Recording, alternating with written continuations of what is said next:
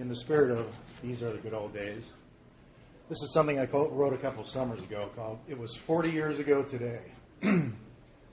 Ah, yes, the summer of love, 1967. Sgt. Pepper's, Light My Fire, White Rabbit et al. I love the music. Yet somehow I was totally ignorant of it being the summer of love. I talked about that summer. My parents helped me finance a spot on a Cleveland area charter bus headed to the American Lutheran Church National Luther League Convention in Dallas, Texas.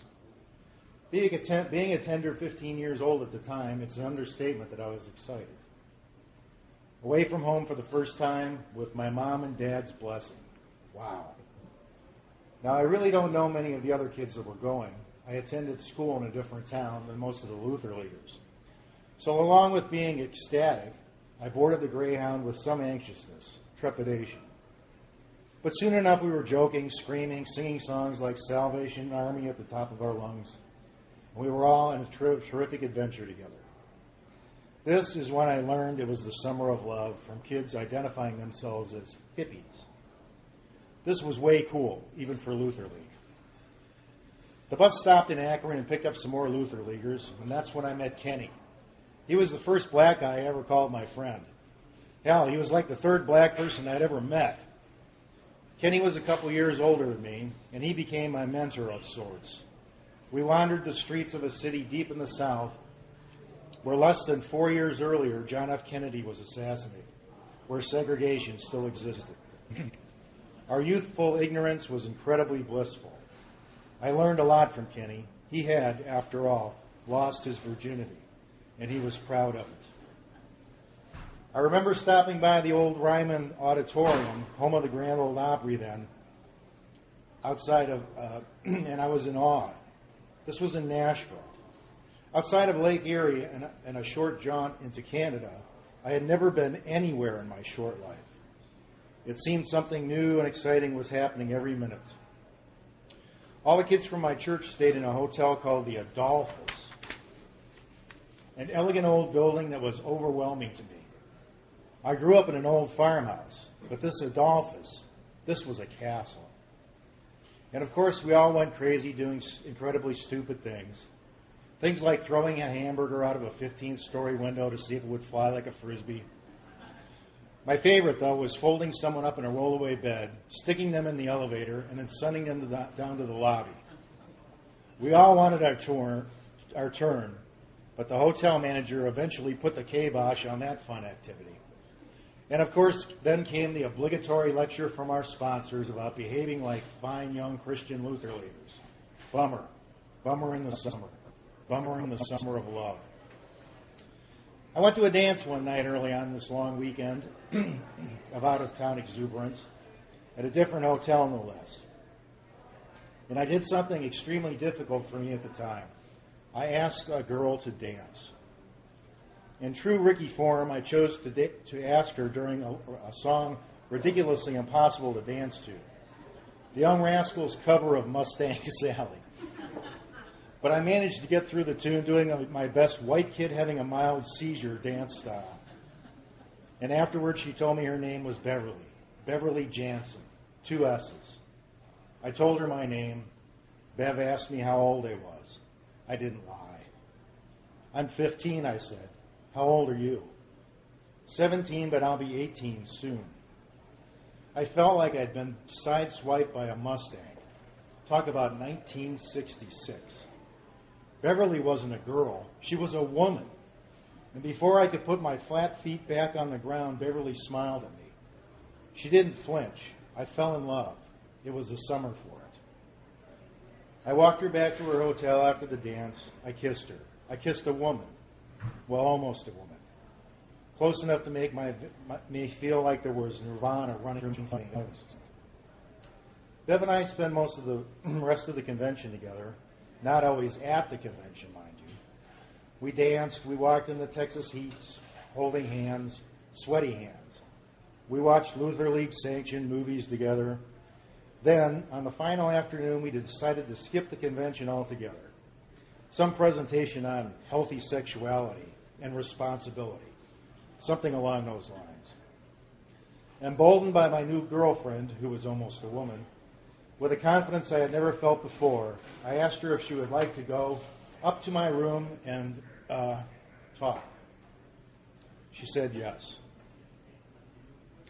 Getting off the elevator, I grew more and more anxious. What if my roommates decided to skip as well? Or worse, what if a sponsor caught us? Then, to add to my paranoia, down the hall from the hotel room was a maid vacuuming. Oh my God, she could walk right in on us, call the hotel manager or the police. Beverly smiled. I put the do not disturb sign on the doorknob, hoping it would solve my worry. It did not. The two of us chatted for a little while, then we kissed. Then we French kissed. Then we made out with a passion new to me. My system was an overdrive. I said, "Excuse me for a minute," and rushed to the door, flung it open, and yelled over the vacuum to the maid, "You aren't coming in here, are you?" The cleaning lady nodded no, and I relaxed for a while. Beverly and I continued our discussion, and soon I found myself, my hand to be specific, touching her breast outside her blouse. Beverly smiled. We kissed some more. Then I bolted to the door, again yanked it open, and repeated to the confused and amused maid, "Are you sure you aren't coming in here?" This time she laughed and yelled, "I am not coming in there." Why a pretty brunette woman child from the middle of Iowa would continue to find me appealing at this point is still a mystery to me. I sat down next to her and we picked up where we left off. I decided to go to second base, a place I had never been, unless you count the couple times I actually got a hit in Little League, but I don't count that. I slowly worked my hand under her blouse while we were kissing, then to her back where I discovered, for the very first time in my life, and much to my dismay, bra hooks. Not one bra hook, not two bra hooks, but 3 bra hooks. Who in the hell invented this anyway? Ironically, I'll bet it was a man. And why in the hell are they in back? I was amazed at how I was somehow keeping this progressive. I mean, unhooking a girl's bra while playing tonsil hockey is no small feat, especially for a greenhorn 15-year-old. Then one class split go, then a second, finally the third. Bev's bra seemed like a slingshot. And then her pendulous mounds of quivering flesh fell out of their restraints and into my awaiting hungry hands. Sort of. Big lesson here in this elegant Dallas hotel room for Ricky Brown. Life isn't how Ian Fleming describes it. Beverly Jansen was a real, almost a woman from a real Iowa. And her breasts, real, honest, beautiful, soft, firm, real. I knew this even though my eyes never saw them. I don't know whether it was a shock from Bev's bra seemingly flying off after hook number 3 was undone, or the uncharted territory that made me panic. Again, yes, again, I ran to the door, flung it open, and asked a now amused yet frustrated vacuumer, "You are not coming in here, right?" She shook her head no. And when I returned to my most patient love-lust interest, began kissing, and moved my hand under her blouse, I realized somehow she had taken her bra off. It wasn't anywhere to be found. I was dumbfounded. It took me what seemed to be a half an hour of unfastening it, and in the time it took me to rush to the door and again make a fool of myself, Ms. Beverly had made it miraculously disappear. I was amazed. Almost a woman indeed. As the afternoon waned, Bev began running her fingers through my hair. This, too, was a first for me. I had yet to discover the magic of long, curly hair. It was strictly forbidden for a boy to have long hair, and I hated my short, unruly mop. But Beverly loved it, and she looked deeply into my eyes while she played with my hair. I was mesmerized. I am to this day still smitten when I hearken back to this memory. My anxiety melted away at that point. Safe at second base, I was in love. It was the summer for it. Beverly and I wrote back and forth long letters for almost 4 years after that coming-of-age afternoon. We vowed we would meet again, and of course we never did, eventually fixing my flat feet firmly on the ground. But that afternoon of adolescent abandonment with a girl who was almost 18 and didn't care that I was some funny boy will always bring a smile to my face. And sometimes I hear myself thinking, "You're not coming in here, are you?" And I laugh out loud. 1967, it really was the summer of love.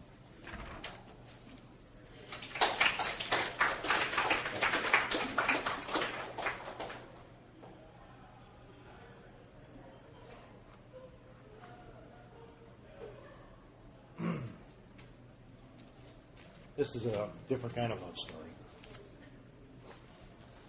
Pompey and the duck. I'm not certain exactly what Pompey was, really. Mostly German Shepherd, I believe. I do remember he was always bedraggled. You see, Pompey was what some people call an outside dog. Farmers have outside dogs mostly, so it was a little unusual for my second family, the Shilohs, to have one in the jurisdiction of our small hometown. Still, Pompey was an incredibly happy hound, and it wasn't like he wasn't allowed in the house. Anytime he wanted to, he could come in. I assume he preferred being an outsider, a wanderer, a rebel. He'd be gone for days sometimes, only to return again, tail wagging, crotch sniffing. Perhaps Pompey was aware some dogs were chained to their doghouses, confined to pens, and felt lucky. Maybe he'd witnessed that in his travels. He did seem to have an air of wisdom about him. He knew the street, he knew people, but unlike most, he knew himself. One summer, and Pompey was quite old by now, my buddy Doug Shiloh and I spent an evening at homecoming. This wasn't the usual high school variety. Our town, Olmsted Falls, had a traditional long weekend celebration every year for people to come back to where they grew up. There were rides and baked goods and games and small town festivities and friends. And there always seemed to be a ring toss booth. But this year it had a twist. If you threw a ring over a baby duckling's head, you won a baby duckling. Being boys around the age of 12 or so, Doug and I both believed this was the coolest of cools. Doug won one duckling, I was awarded two. Of course, our parents weren't quite so sure this was the coolest of cools. Yet baby ducklings are so adorable that our bathtub soon became Daffy and Daphne's temporary home. The Shilohs, on the other hand, were a little more pragmatic. After all, if Pompey stayed outside, so would the duck. And if they named the duck, I sure don't remember what they named it. I think we just referred to him simply as Duck. Baby ducklings do not stay babies for long. Soon enough, they are acking and quacking around our fenced-in backyard with the dogs and cats. The dog kept her distance, for good reason. Grown ducks are surly at best, mean even. Hell, they even chased the cats around. They pooped everywhere. And a duck won't think twice about biting you either. At an under-the-stars sleepover at Doug's that fall, Craig Rattray woke up screaming when Duck bit him viciously on the lip. And the poor boy's lips swelled big enough that it was difficult understanding what he was trying to say. Fa, fa, fa. The rest of us got a huge laugh out of the whole thing. But I soon learned to hate ducks as well, especially the two stalking my backyard. Apparently, my father wasn't too fond of Daffy and Daphne either. They disappeared one day. I think they ended up in the kidnapper's freezer. Pompey, however, saw things differently. He and Duck bonded, became the best of pals. After a long, arduous journey, Pompey would rest under a tree while Duck would cuddle on one of his back haunches and pull burrs out of his matted fur. Duck would sleep curled up between Pompey's legs. I even witnessed Duck riding on the dog's back when he sauntered across the yard seeking out a new power spot. No one, not even a Shiloh, could approach Pompey without Duck's permission. And the dog protected his foul friend as only a loyal canine is capable. This was an amazing relationship to witness. You had to see it to understand the breadth of the connection, the loyalty, the friendship. One day before the beginning of winter, right before Thanksgiving, Duck wandered onto Lewis Road. Not a busy thoroughfare, just busy enough, I suppose. You see, Pompey knew the street. Apparently, Duck did not. The school bus ran over Duck, killing him instantly. No one thought much about the event, except Pompey. The grieving dog wandered off, as he did many times through the years, but this time Pompey never came home.